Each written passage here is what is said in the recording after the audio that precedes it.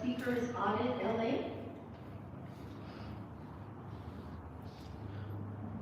Sorry. I just want to let you know too, like someone I saw mention, because I streamed, that they said that they're on Zoom, and you didn't send like any instructions for the Zoom users, if that makes sense.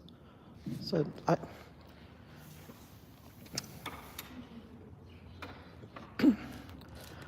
good afternoon, Commission. I'm very happy to know that you're here. As somebody who's been advocating in my community and for a while, I didn't even know of your existence. But I'm here for a specific a case that I've been here coming to meetings, almost every single meeting, Public Works, City Council, Neighborhood Councils, since June. And that's because there's the Church of Scientology has put up 251 illegal planters that are not ADA accessible. I cannot access over 3 blocks of a city street that is a public thoroughfare from an access vehicle because they have these barriers up. They are not permitted. They are illegal. The city has told them to remove them, even to the point of submitting it to the city attorney, but the city attorney's done nothing. And everyone's, I've heard people like say that, yes, they've talked to them and they're just standing on their ground and they're not removing them. I have also been, because they are trying to close off their streets, they illegally enforce their street closure permits. It cannot exclude pedestrians. And so this is a public street, mind you, L. Ron Hubbard Way and Fountain Avenue. And I went through there and their security guard actually tried to kick me out saying that I'm a vehicle, that I'm not a pedestrian. And that is bigotry and hurtful to do that, to say I'm a car, because only vehicles are prevented from going through when they have their permits.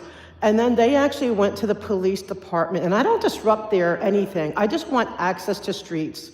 And I will, go and I do make sure I can get through, because if I don't, who will, maybe? Because a lot of people won't challenge it. They won't go through when they're allowed to because they're afraid. If you tell them they can't go, they're gonna go.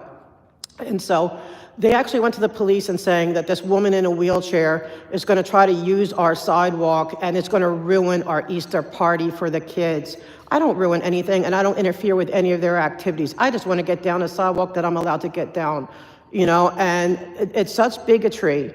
But these planners need to be moved. I see their own people struggling. They have to hand walk. They have blind participants and people in walkers, and they can't get proper access because of these planters. And I need them, please, I need somebody to hear us, to hear me, to hear anyone that is struggling, needs access. Because it could be any street. Today it's theirs, but it could be anywhere. Thank you. Thank you.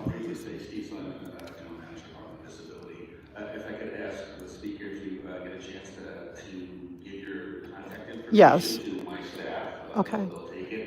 Do you want me to do it on? Your background sounds like you've researched and a lot of interaction, so the more information the department and the commission has, the better our ability to look into it and try to advocate. Absolutely. I can send you, yes, do you want my email or, oh, just give it, okay. And I will send you all the documenting proof that, and everything.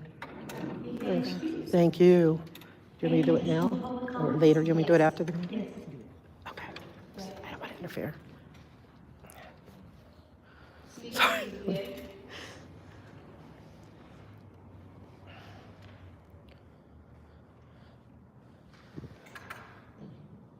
Speaker, if you're ready for public comment, you can say now.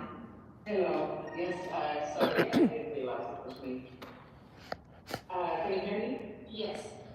Yes. Good afternoon. My name is Miriam, and I'm here to raise a concern regarding ongoing accessibility violations on L. Hubbard Way. About 6 months ago, large planters were placed along this public sidewalk by the Church of Scientology, creating a significant hazard for pedestrians and violating ADA compliance. Despite being cautioned by city authorities, the Scientology organization has not removed these barriers, which continues to obstruct access. Additionally, during events held on this street, public sidewalks are often blocked by private security hired by Scientology, who intimidate and discourage passers-by to use the sidewalk. This includes disabled individuals. rely on clear and safe pathways for daily mobility. I have personally attended several LA Public Works Committee meetings with this issue, and it has been raised repeatedly, sometimes multiple times a week, yet no action has been taken. So I ask, how can we ensure these illegal barriers are removed and the sidewalk remains accessible to everyone, especially the elderly and disabled? Public sidewalks are a right, not a privilege, and no organization should be above the law. Thank you for your time and attention. Thank you. Great job, Thank Miriam. you. And thank you guys. I can't whisper though. Our next public comment, you may speak when ready.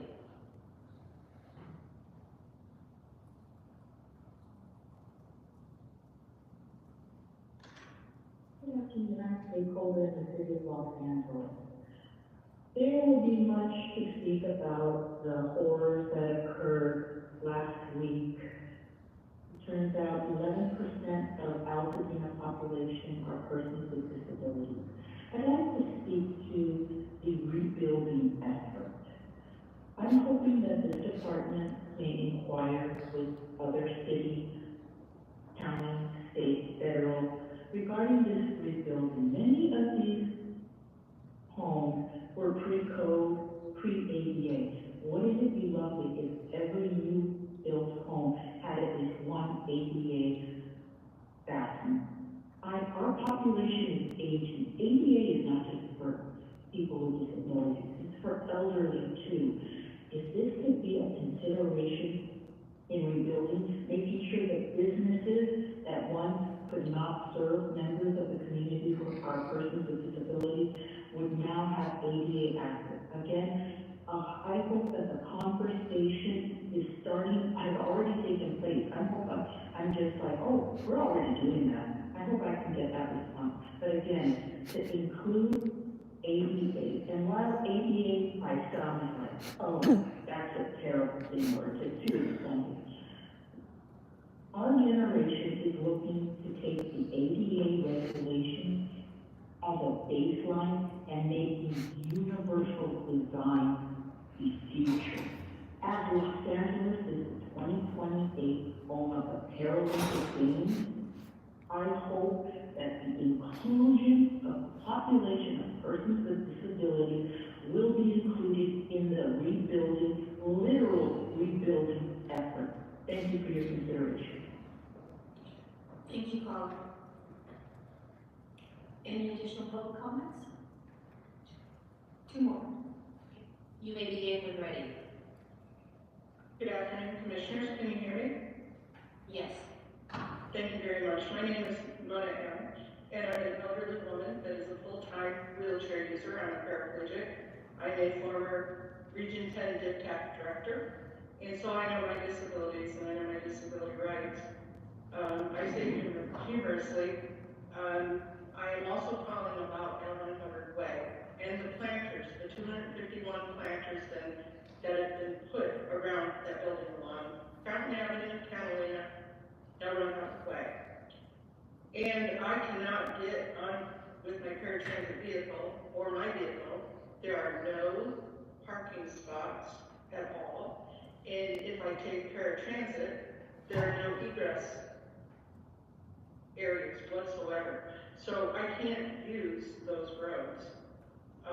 They are under city, state, and federal violation of the ADA and all disability rights. And something needs to happen. It's been a tug of war between the Church of Scientology, the cult of Scientology, and the city of Los Angeles. And we need some advocates, please. I yield back my time. Thank you. Thank you, caller. We have another public comment. You may begin. Hi, can you hear me? Yes, you can. Okay, so I'm calling about those planters as well. They are definitely not ADA compliant. I parked right next to those planters, and my passenger, very skinny person, had to be super flexible, had so much trouble getting out. There's no space there. So I do not not know how someone in a wheelchair or with a walker, anyone with any issue that needs extra accommodation with space would be able to get out of the vehicle and onto the public sidewalk or easement.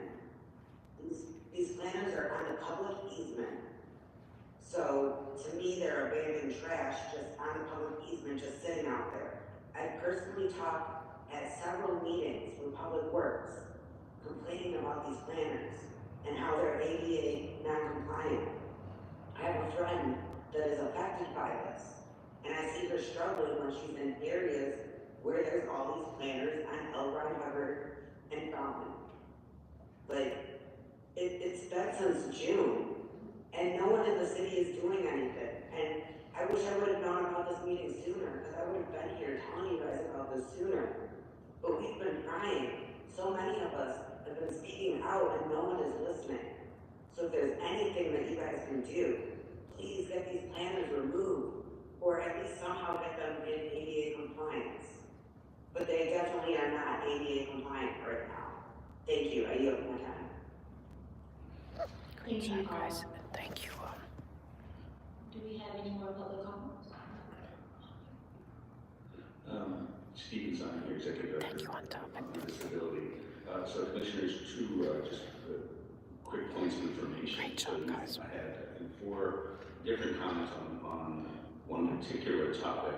Again, like we asked the first speaker who was here, if you can give your information to the Department of Disability staff, any background you each individually have, maybe you have different pieces of data for us, and different experiences talking to the city departments. If you let our staff know, and they'll give you the appropriate email or phone number to do that. It'll be very helpful for us to compile that information and share it with the commission to see what's appropriate advocacy that may be able to happen at that point. Very meaningful to you, to everybody, staff and commissioners and our audience, especially our people with disabilities. My name is Mary Grace Barrios. I am a Filipino Hispanic of identity. I'm wearing a blue coat. That's it, right? Okay. I have 2 questions. First on, I wanted to inquire, is that Scientology that our audience asks, is that the one located on Fountain or is it on Sunset? We can check on clarification. That might understood. There is a building that goes between Fountain and Sunset. Yes, yeah, there's 2, right, all the way in Sunset Boulevard, and then there's the one on Franklin. I think they have a center there, so I would like to ask if you could confirm. And then if in your report, find out if the council member who is in that district, whichever it is, it has been informed by the public or those who have these concerns to be included. Thank you. Thank you. And that includes a public comment, right? So it's like 5, including the 2 from, so I have 3 left. Okay. I'm probably going to use all 2 right now.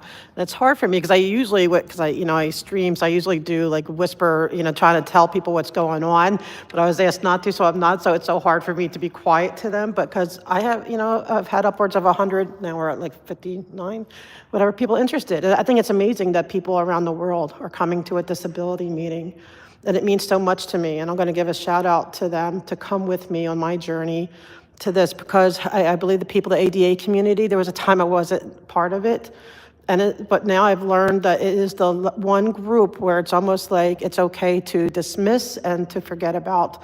And you just made me cry, sir, because when you're saying even part of this training with rescue, because people ask me, could you get out of your building if you had to evacuate? And I'm like, I hope I don't have to, because it would be a challenge, especially with my pets and everything. But so I applaud you guys, and I feel I've been heard. As far as I want to answer the commissioner's question, though, because I could bend your ear for hours for just different things I've seen and heard, and with this, for these issues. But with the Church of Scientology and these planters, there's the whole L. Ron Hubbard Way has planters on the whole entire easement. Then there's 2 whole blocks, both sides of Fountain, that surround the same building. And then on the entire block of Catalina, on their side of Catalina, They put instead thorny rose bushes, which are growing, which are also making it inaccessible. But a dog did, prick himself, because there's no, you can't have rose bushes on the easement. And so then Sunset is pretty clear. But it's such to me, an insult. And I've come to almost every public works meeting since June. And I have begged them for the ADA coordinator, and they keep telling me there isn't one. And I'm like, why isn't there one? And I'm saying that there's staffing issues, and I'm not blaming you.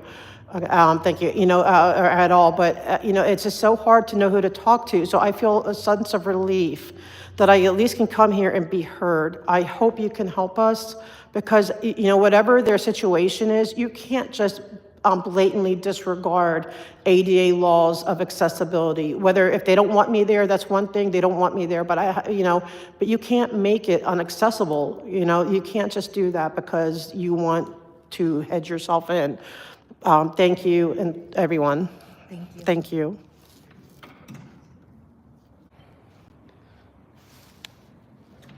Hi, it's 1 minute, yes. It's me again. I'm changing topics. I'm going to talk about this topic. This is amazing. This needs to be something that they do all around, not just for regional centers, it needs that, but imagine seniors with our housing crisis.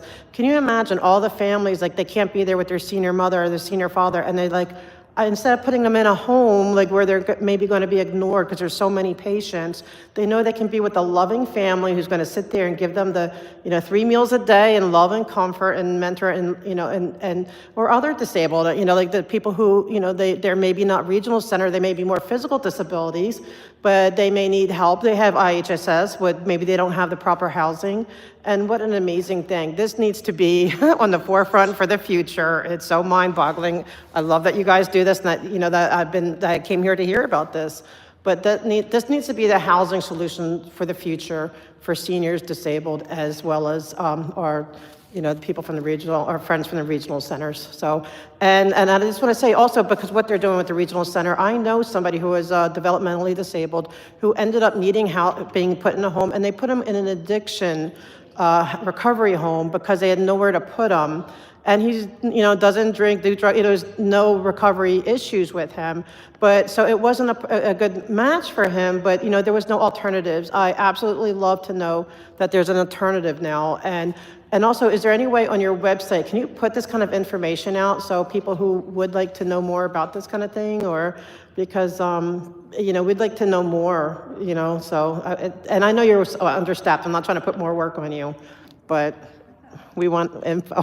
Thank you. Thank you. Oh, it's up there. Okay, one more. Thank you. No, I could get it. Again, I would like to speak to the FHA, the mentor, California mentors. They were discussing the regional centers. I do have a question about that. Do you have to have a Medicaid waiver in order to be eligible through the regional centers? And then 2, what is the percentage of, or the requirement of the mentors' homes to be physically accessible, not just for the intellectually disabled, but just in case there's comorbidities? Sorry about that, I get a little bit tongue-tied on that word. But what is the requirement for physical accessibility of the homes? And how many are available for that? And that really concludes my questions, and I would love to know that. So, Speaker, we will connect you, or the team will connect with you offline to interact and have your questions answered. Public comments are just public comments, and we do not respond to it during the meeting. So I just wanted to make you aware of that. Next,